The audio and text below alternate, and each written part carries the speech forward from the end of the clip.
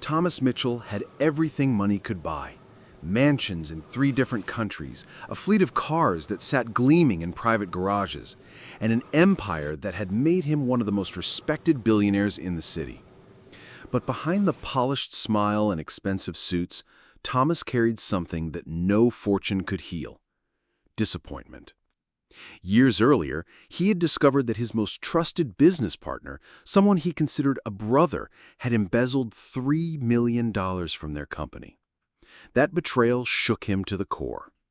Since then, he questioned if honesty even existed anymore, or if every human heart had a hidden price tag. It was that doubt that led him to create a test. A strange, risky, almost absurd test, but one that would answer the question he couldn't let go of. He ordered his staff to leave the massive office safe unlocked, its steel door wide open, exposing stacks of crisp bills. Piles of money so high that most people wouldn't earn half of it in a lifetime. He then leaned back in his leather armchair, tilted his head as if drifting into sleep, and waited. His plan was simple: see what would happen when temptation walked through the door. That evening, the cleaning crew arrived. It wasn't unusual. Thomas often worked late, and they came in after hours to tidy up. But this night was different. Along with Diana, the black maid who had been with the company for 2 years, came her little daughter, Jasmine. She was only 6 years old, small enough to still hold her mother's hand everywhere she went. She wore tiny pink gloves that Diana had given her as a playful gift so she could help with small tasks while her mom cleaned. Thomas kept his breathing steady, pretending to be asleep, his eyes half closed as he observed. Diana set down her cleaning cart and immediately got to work, dusting the bookshelves.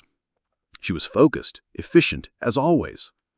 Meanwhile, little Jasmine looked around the office with wide, curious eyes. And then she saw it: the safe. The mountain of money, practically glowing under the dim light of the room. Thomas's heart beat faster. He had seen this scene play out in his imagination 100 times. He expected the child to run to the bills, maybe grab a few notes and hide them in her pocket. Or worse, call her mother over to share the treasure they had stumbled upon. That was how the world worked, wasn't it? Given the chance, everyone took more than what was theirs. That belief had hardened in his chest like stone ever since the betrayal years ago.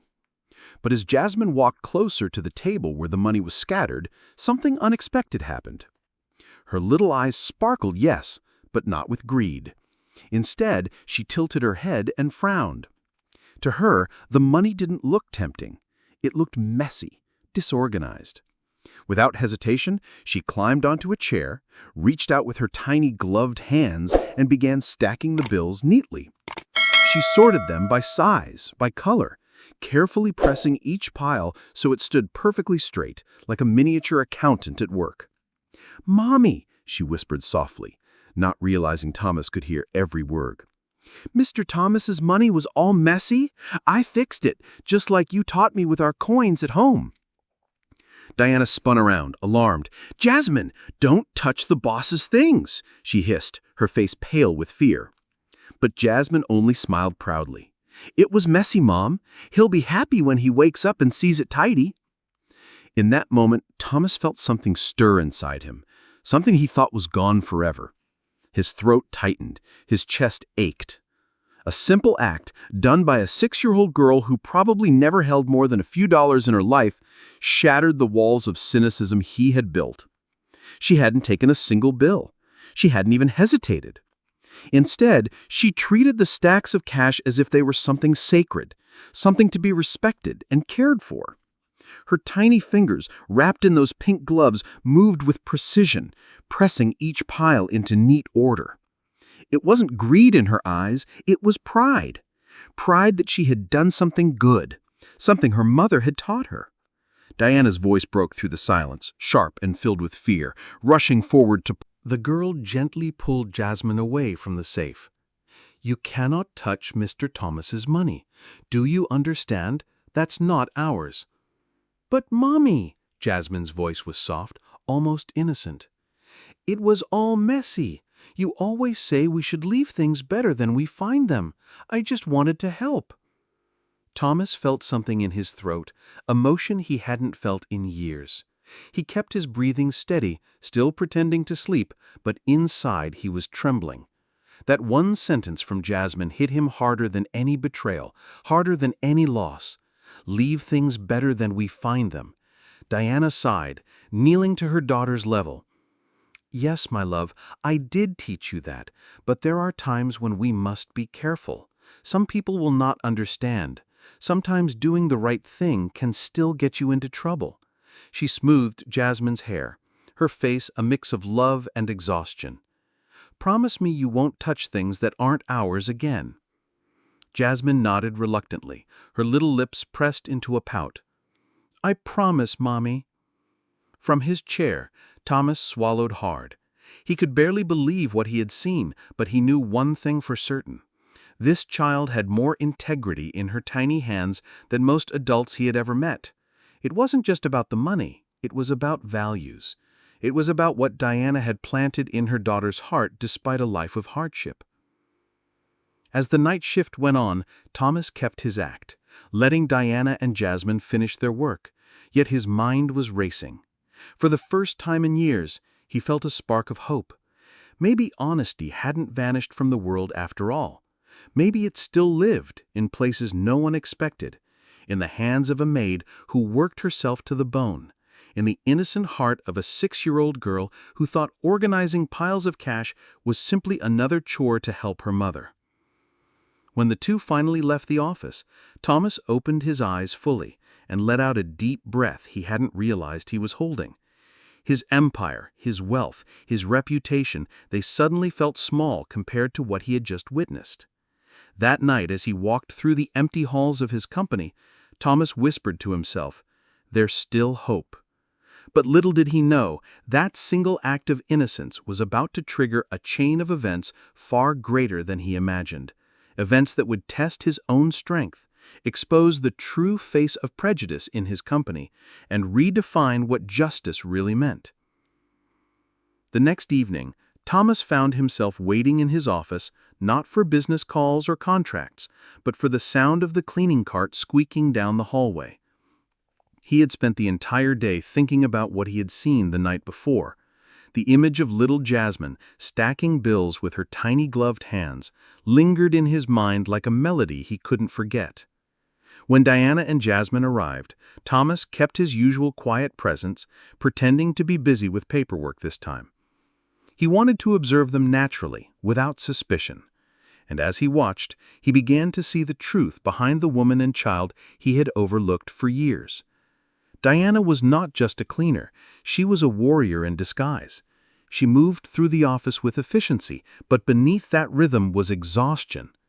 Thomas noticed the faint shadows under her eyes, the slow heaviness in her steps, and the way she occasionally pressed a hand to her back as if holding herself together. Yet when she looked at Jasmine, her face softened instantly, glowing with a love that erased her fatigue. Jasmine too impressed Thomas.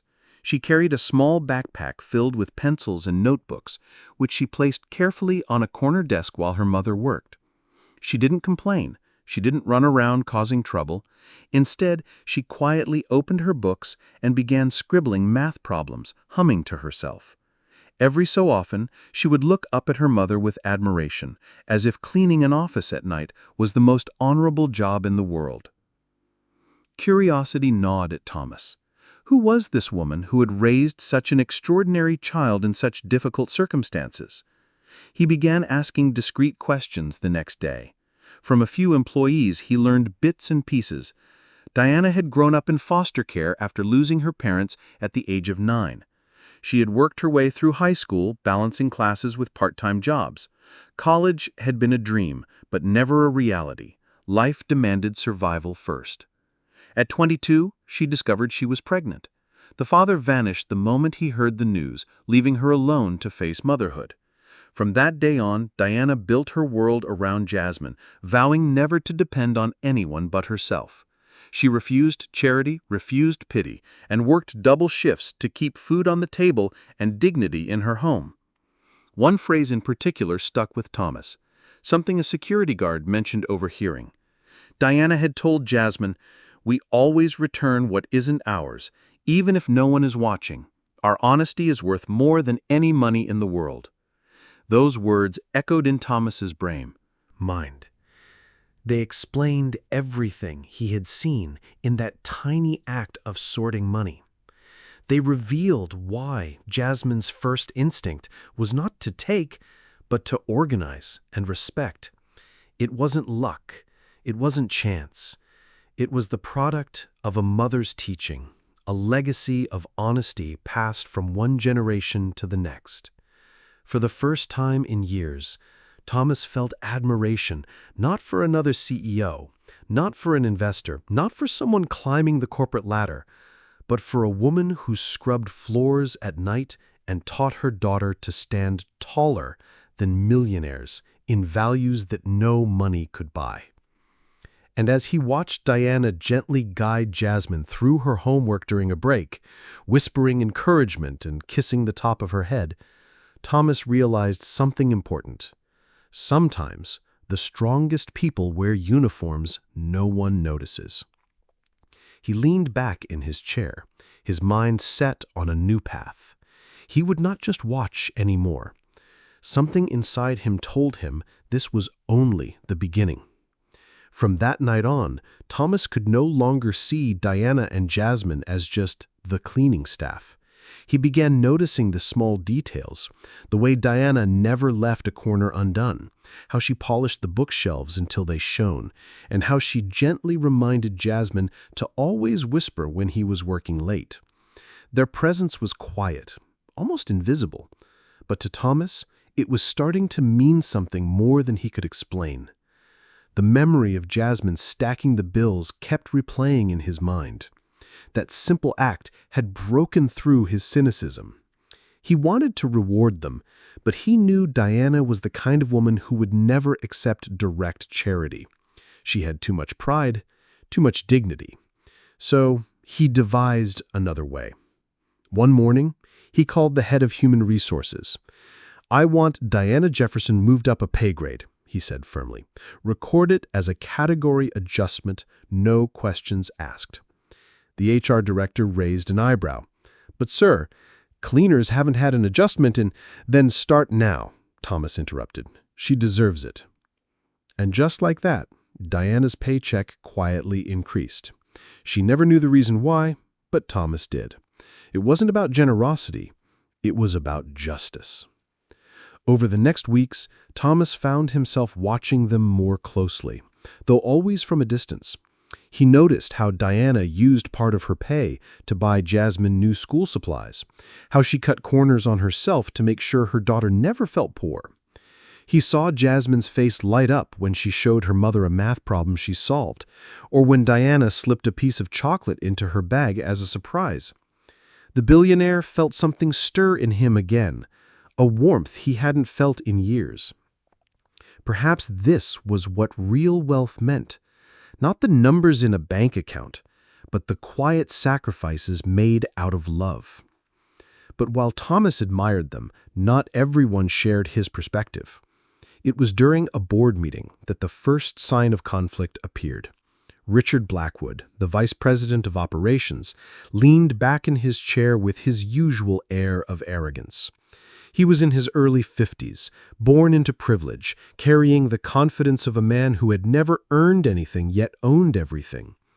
"Thomas," Richard said with a smirk, glancing at the budget sheet, "I couldn't help but notice some unnecessary expenses." He tapped the page with a finger. "Why exactly are we paying extra money to cleaning staff, especially one particular employee?" The room grew quiet. The other executives avoided eye contact, waiting for Thomas's reaction. "Diana is an excellent worker," Thomas replied coolly. "She deserves fair compensation." Richard chuckled, but there was no humor in it. "Excellent. She cleans floors. You give people like her an inch, and they'll take the whole vault. It's in their nature." Thomas's jaw tightened. His fingers curled against the table, but he kept his composure. Years of corporate wars had taught him to control his temper. but inside, a flame of anger was beginning to burn. Richard wasn't finished. And she brings that child here. What kind of mother drags her daughter into a corporate building at night? It's unprofessional, shows a lack of proper family structure. For a moment, the words echoed in the room like poison. Thomas felt a cold wave run through him, not just anger, but something deeper, a protective instinct he hadn't felt in years. He looked at Richard, and for the first time he realized this wasn't just arrogance. This was prejudice. That night, as Thomas sat alone in his office, he stared out at the city lights and made a silent vow. Diana and Jasmine had done nothing but live with honesty and dignity, and he would not let anyone crush that, not in his company, not in his presence. He didn't know yet how far Richard would go, but he already knew one thing. This was only the beginning of a battle that would change everything. Richard Blackwood had always been a problem, but now Thomas could see his true colors shining through with venom. For years, Richard's arrogance had been a trivium tolerated by the board because of his family name. His father had been one of the company's founders, and Richard had inherited not only his shares, but also his poisonous sense of entitlement. He strutted through the office as if he owned it, his voice booming, his smirk unshakable. To most employees, Richard was someone to avoid, loud, dismissive, and ruthless. But to Diana, he quickly became something far worse, a predator circling its prey. One late evening, as Diana pushed her cleaning cart through the hallway, Richard appeared from the shadows. He hadn't gone home. His tie was loosened, his sleeves rolled up, and his eyes carried that dangerous glint of superiority. "Diana," he called sharply. She froze, her hand tightening around the cart's handle. "Yes, sir?" Richard stepped closer, lowering his voice, but not his arrogance. "I've noticed some unusual adjustments to your paycheck. Care to explain?" Diana blinked in confusion. "Adjustments, sir? I don't understand." "Oh, of course you don't," Richard sneered. "People like you never do. You just take what's handed to you and stay quiet. I don't know what kind of favors you're doing to get this money, but let me be clear. It ends now." Jasmine, who had been quietly sitting on a chair doing her homework, looked up with wide, frightened eyes. She slid off her chair and clung to her mother's arm. Diana instinctively pulled her daughter close, shielding her. "Sir, I don't know what you mean," Diana said firmly, though her voice trembled. "I only do my job." "Your job," Richard spat, "is to clean, to stay invisible. This isn't a daycare, and that child of yours has no business here." He pointed directly at Jasmine, his tone dripping with disdain. "Do us all a favor and remember your place." Jasmine, who had been quietly sitting on a chair, doing her homework, looked up with wide, frightened eyes. She slid off her chair and clung to her mother's arm. Diana instinctively pulled her daughter close, shielding her. "It's okay, sweetheart. Don't be afraid." She straightened and met Richard's gaze, her eyes no longer trembling but burning with quiet dignity. "I am doing my job, sir, and I won't let you speak to my daughter like that." For a second, Richard's smirk faltered. He wasn't used to resistance. His jaw tightened, but he turned on his heel and stormed off, muttering something under his breath. What Richard didn't realize was that Thomas had seen everything. From his office above the hallway, the billionaire had watched the encounter unfold through the building's security cameras. He had felt his blood boil at Richard's words, his fists clenching as he replayed every insult. For years, Thomas had tolerated Richard's arrogance for the sake of the company, but this was different. Richard had crossed a line that could not be ignored. That night, Thomas sat in the dark of his office long after everyone had gone home. His empire was built on numbers, on contracts, on wealth, but none of it seemed as important now as the injustice he had just witnessed. For the first time in years, Thomas felt something stronger than greed, stronger than pride. It was anger, not the destructive kind, but the purifying kind, the kind that demanded action. Richard Blackwood thought he was untouchable, but Thomas Mitchell had just made a decision. He would no longer stand by. He would protect Diana and Jasmine, and he would make Richard answer for every word, every threat, and every cruel act.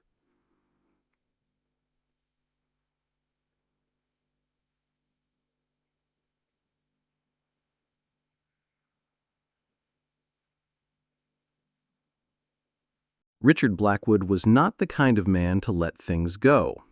Once his pride was scratched, he made it his mission to crush the person who dared to stand up to him. And after that hallway encounter, Diana and her daughter had become his new target. The following week, Diana noticed something strange. Richard started lingering in the office during late hours, showing up at times when he had no business being there. His eyes followed her every move, like a hawk circling its prey. At first, she tried to ignore it, keeping her head down, focusing on her work. But soon his hostility grew impossible to ignore. One night, as Diana bent over to dust a bookshelf, Richard's voice cut through the silence like a blade. "Still here, Diana? You must really enjoy spending time in places you don't belong." She straightened, her heart pounding. "I'm just doing my job." Of course, doing your job while milking this company for more money than a cleaner deserves. Tell me, how exactly did you manage to convince the boss to raise your pay? Extra hours? Extra services? Diana's face flushed with humiliation, and her hands trembled as she gripped her cleaning cloth. "That's not true. I work hard and I've done nothing wrong."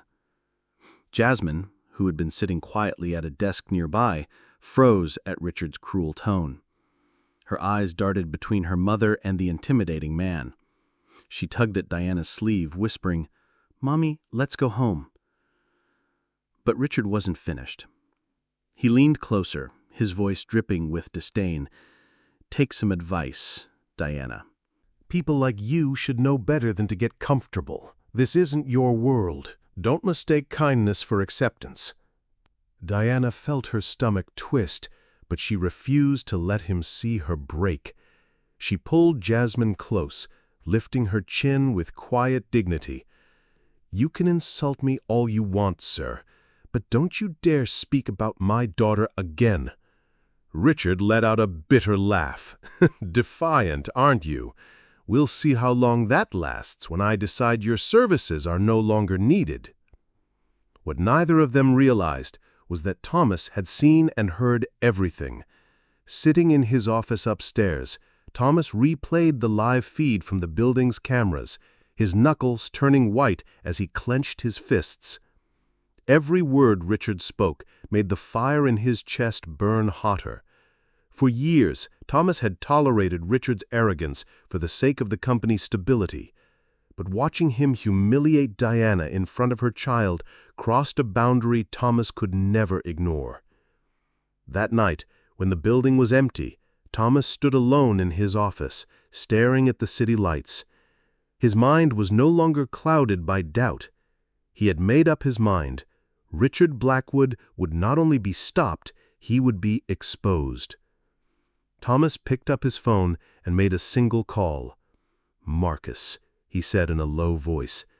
On the other end, a man with a calm, confident tone answered. "It's been a while, Thomas. What kind of trouble are you in this time?" "The kind that involves power, racism, and abuse," Thomas replied. "I need solid evidence. I want every step he takes documented." There was a brief pause before Marcus chuckled. "So, you finally want to take him down? Don't worry, Thomas. Guys like Richard always hang themselves when you give them enough rope. I'll make sure of it." Thomas hung up, his jaw set with determination. For years, he had sat still while injustice rotted quietly in the corners of his empire. But now, fueled by the honesty of a little girl and the dignity of her mother, he was ready to act. Richard thought Diana was weak, defenseless, and alone. But what he didn't know was that she had an ally far more dangerous than he could ever imagine. A billionaire with the resources, the will, and now the righteous anger to bring him down. Marcus Chun was no ordinary investigator. A former FBI agent, he had seen the darkest corners of corporate corruption, the kind of shadows where men like Richard Blackwood thrived. He was calm, precise, and relentless, the kind of man who could dismantle someone's life with nothing more than a few documents and a recording device. When Thomas explained the situation, Marcus didn't even hesitate. "Richard Blackwood," he repeated, tapping his pen against his notepad. "Spoiled, entitled, and sloppy. I've dealt with men like him before. They leave trails because they believe they're untouchable." Thomas leaned back in his chair, his eyes cold. "I don't want suspicion, Marcus. I want evidence, undeniable proof, enough to destroy him completely." Marcus smirked. "Then let's give him enough rope to hang himself." Within days, Marcus had quietly set up a network inside the company. Extra microphones were installed in hallways and conference rooms under the pretense of security upgrades. Hidden cameras were positioned where Richard often lingered, including the parking lot and the executive lounge. Every movement, every word would now be recorded. At the same time, Marcus began digging into Richard's past. It didn't take long before the first cracks appeared. "Look at this," Marcus told Thomas one evening, laying out files across the billionaire's desk. 3 labor lawsuits, all the same story. Black and Latino employees harassed until they quit, settled out of court by daddy's money. Thomas scanned the documents, his jaw tightening with every page. "And no consequences." "None," Marcus confirmed. "Just transfers to new companies whenever the heat got too close." "He's a parasite, Thomas, and parasites don't change, they only spread." Meanwhile, Richard continued his harassment of Diana, unaware that every cruel word was being captured. One evening, Marcus and Thomas listened from Thomas's office as Richard confronted her in the hallway. "You think you're safe because you caught the boss's eye?" Richard sneered. "Let me make something clear. People like you don't last long in places like this. One mistake and you're gone. And believe me, I'll be watching." Thomas gripped the edge of his desk so tightly his knuckles turned white. Jasmine's small, frightened voice broke through the audio. "Mommy, why is that man so mean?" Diana's reply, though trembling, was filled with dignity. "Because some adults are unhappy, my love, but we don't have to be like them." Marcus hit pause on the recording, glancing at Thomas. "She's stronger than she looks." Thomas exhaled slowly, his voice firm. "And Richard is weaker than he thinks." But Marcus wasn't finished. He pulled out a final document, sliding it across the desk. "This is where it gets Interesting. Richard isn't just prejudiced, he's reckless. He's been making side deals with vendors, pocketing money off inflated contracts. It's not just harassment anymore, it's fraud. With the right push, he'll trip over his own ego. Thomas stared at the evidence, his mind already working like a chess player setting up the board. Richard thought he was hunting Diana, but in truth, he was walking straight into a trap that would expose every crime, every prejudice, every abuse of power. That night, Thomas stood by his office window, watching the city lights glitter below. For the first time in years, he didn't feel alone in his fight for justice. He had allies. He had a plan. And most importantly, he had a reason. Diana and Jasmine had shown him that honesty and dignity still existed in a world consumed by greed. Now it was his turn to protect them. And Richard Blackwood? His downfall was no longer a matter of if, only when. By now, Richard Blackwood was convinced of two things. Diana was a threat to his authority, and Thomas Mitchell was blind for defending her. In his arrogance, Richard decided the only way to get rid of Diana was to destroy her reputation. He didn't know it yet, but every step he took was tightening the noose Marcus had prepared for him. One Monday evening, Diana arrived with Jasmine, as usual, pushing her cleaning cart through the quiet hallways. She smiled faintly at her daughter, trying to keep things normal, but there was tension in her eyes. Richard had been circling closer, his insults sharper, his threats heavier. She could feel something was coming. And she was right. Richard appeared suddenly at the end of the corridor, carrying a small velvet box. His expression was smug, almost gleeful, like a hunter closing in on his prey. "Good evening, Diana," he said casually. "Long night ahead?" Diana stiffened. "I'm here to work, sir." "Of course you are," Richard replied, stepping closer. "But imagine how embarrassing it would be if, say, something valuable went missing tonight. How do you think the board would react?" Before Diana could answer, Richard bent down and, with a swift motion, slipped something into her cleaning cart. It was the watch, a gleaming, expensive Rolex he had purchased earlier that day. Jasmine saw it and frowned.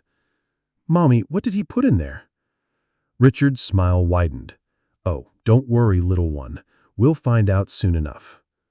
What Richard didn't know was that Marcus was stationed in a van outside the building, screens glowing with live feeds from hidden cameras. Every angle of Richard's setup was being recorded in high definition. Thomas sat beside him, his face carved in stone, watching the trap unfold exactly as they had planned. "Got him," Marcus whispered, adjusting the audio feed. "Clear footage from 3 different angles. He's done." Inside the building, Diana's heart raced as Richard stepped back, feigning surprise. "Well, well, what do we have here?" he said loudly, reaching into her cart and pulling out the watch with exaggerated shock. "Diana Jefferson, caught red-handed, a thief in our midst." Diana's face went pale. "That's not mine. You just put it there." Richard ignored her, turning his eyes coldly toward Jasmine. "You should be ashamed of your mother, child. Teaching you to live off lies and theft. Disgraceful." Jasmine's eyes filled with tears as she clung to her mother. "Mommy, tell him it's not true." Diana kneeled down, her voice steady despite her shaking hands. "It's not true, sweetheart. You know it's not. And the truth will come out." Upstairs, Thomas stood abruptly, his patience at an end. "It's time," he told Marcus. Moments later, Thomas appeared in the office doorway, his presence commanding the entire room. Richard froze, the Rolex still in his hand. The smugness drained from his face, replaced by a flicker of fear. "Interesting performance, Richard. But you forgot one thing." He pointed to the corners of the office.